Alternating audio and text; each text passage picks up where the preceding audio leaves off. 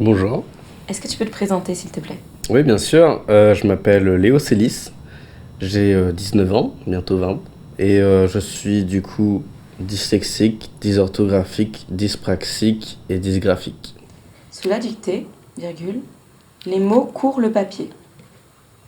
Point. La dyslexie, ça va être vraiment tout ce qui va être problème avec les lettres, enfin, comment l'expliquer? Oui, c'est ça, problème avec lettres, mots, tout ce qui va être écrire, lire, s'exprimer aussi.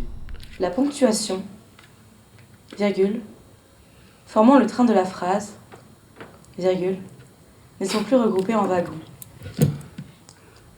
Ils arrivent si vite à mes oreilles. Comme les dyslexies, on écrit pour refaire le son. Et c'est ça où le gros travail est là, où il faut qu'on comprenne que même si ça fait le même son, c'est pas le même mot, etc.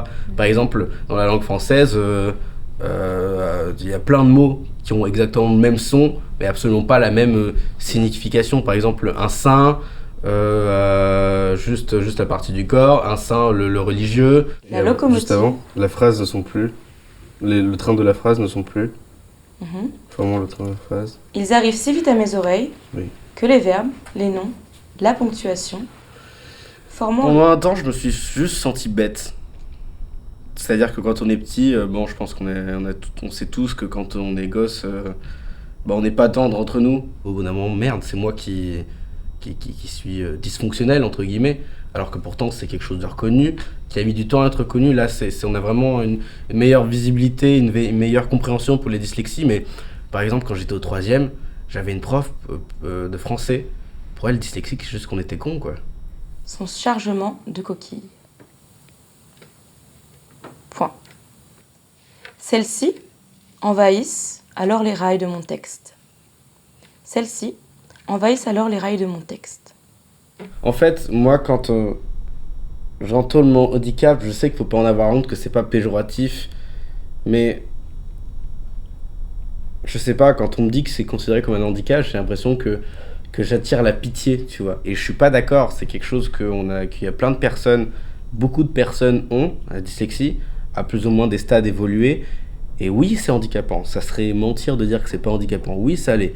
Mais c'est pas parce que c'est handicapant qu'il faut du coup nous considérer comme quelqu'un de diminué. Je ne comprends pas, virgule. J'ai bien pris le train à l'heure.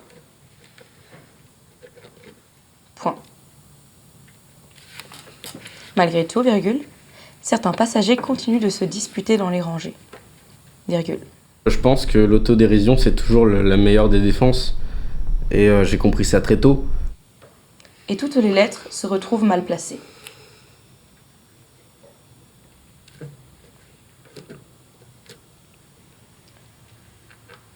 Malgré tout, virgule, certains passagers continuent de se disputer dans les rangées.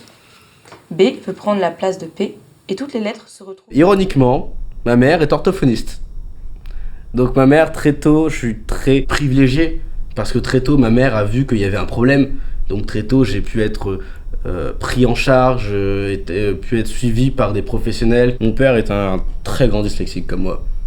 Pourtant, il a très bien réussi sa vie. La famille, ça n'a jamais été un problème. Arrivé à destination, le train passe par la station. On le dépeint de rouge, puis il rentre en gare. Point. Jamais rentré en ligne de compte pour comédien, entre guillemets. Parce que, juste pour les messages professionnels, mais comme dans tous les métiers, j'ai envie de te dire, faut que je sois corrigé. C'est une métaphore, entre guillemets, sur les enfants qui sont atteints de dyslexie. Il ne sera plus utilisé, qualifié d'inadapté. Et qui juste comprennent ça raconte plutôt qu'un enfant qui a une dyslexie qui va pas avoir les mêmes chances et qu'au final on va vite le catégoriser et dire finalement non, t'es pas apte, et qui va faire non, arrête, entre guillemets. Et c'est très vrai. Sous la dictée, les mots courent le papier. Ils arrivent si vite à mes oreilles que les verbes, les noms, la ponctuation formant le train de la phrase ne sont plus regroupés en wagons. Pourtant, la locomotive continue son chemin, laissant sur le carreau tomber derrière elle son chargement de coquilles. Celles-ci envahissent alors les rails de mon texte, qui ici n'est qu'un prétexte, pour mettre en évidence ces coquilles, mes erreurs, celle qu'on va cesser de me reprocher.